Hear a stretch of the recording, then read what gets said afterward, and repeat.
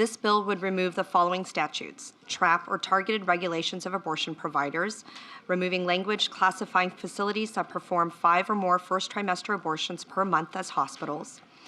It would repeal Virginia's informed consent mandatory ultrasound and 24-hour delay. It would repeal the requirement that second trimester abortions be performed in a hospital licensed by the State Department of Health.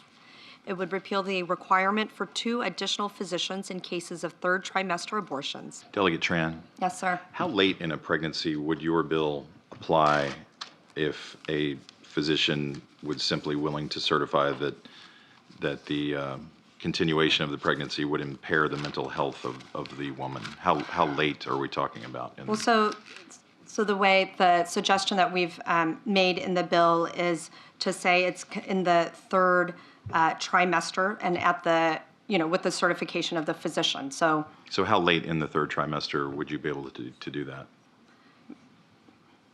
It's very unfortunate that our physicians, witnesses, were not able to attend today to speak specifically. No, I'm to talking that. about your bill. How late in the third trimester could a physician perform an abortion if he indicated it would impair the mental health of the woman?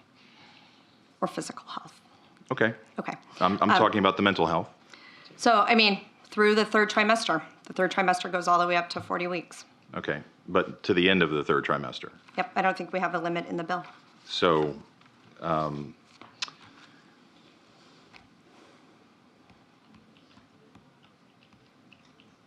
where it's obvious that a woman is about to give birth, she has physical signs that she is about to give a birth, would that still be a point at which she could request an abortion if she was so certified?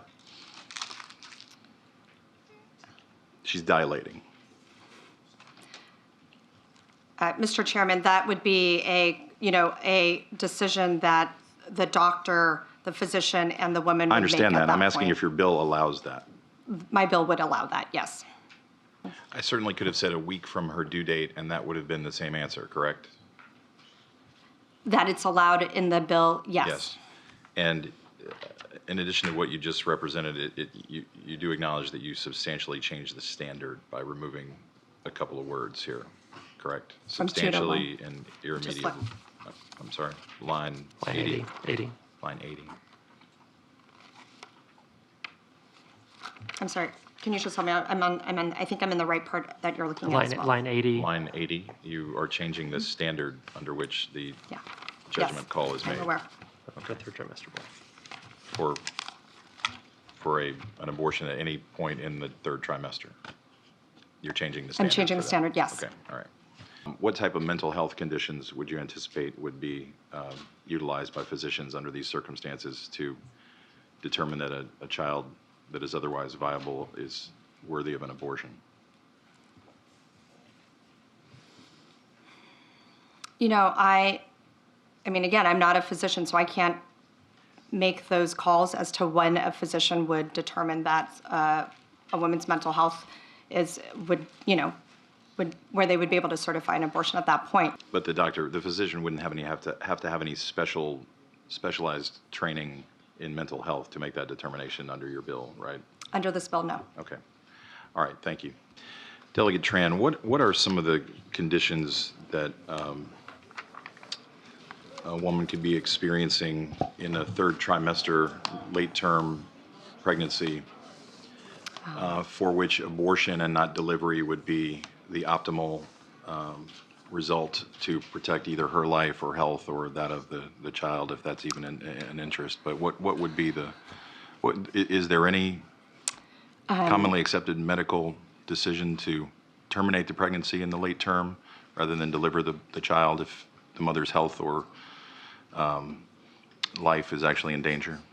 Mr. Chairman, I am aware that there are certain medical conditions where that might be an option for the mother, and I would actually turn over to Galena from NARAL to see if she has those specific medical examples. Okay. Thank you. So, Sorry, I'm really short. that's okay. I don't have a lot of specific examples because I'm not a physician. I'm an attorney. So, and we unfortunately do not have the physicians could not be here today because they are seeing patients at the moment.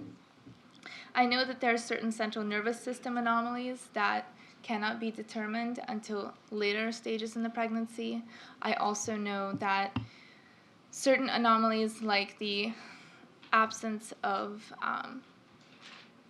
certain organs. Okay, and, so you're talking about the child. Now, let me just leave that out of the equation then. Sure. In terms of the health or life of the mother, what conditions are there that can't be resolved by delivering the child rather than undergoing an abortion? Again, I am not a physician. What I can point to a case that happened in Ireland. That's the first one that comes to my mind.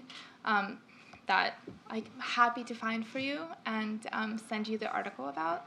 I can definitely send you that article, and if you'll give me some time, I can ask our physicians to provide you with a list of maladies that can lead to a woman having to have an abortion at the late stage of pregnancy. I do know that those cases exist. But you don't know what they are.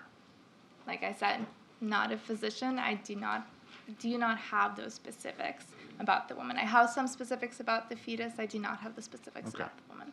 All right.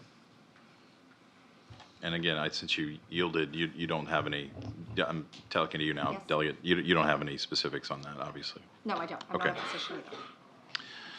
Okay, well, we're talking about a lot of physician stuff here, and nobody appears to know the answer, and the doctors aren't here. So, it would have been helpful maybe to have those questions answered.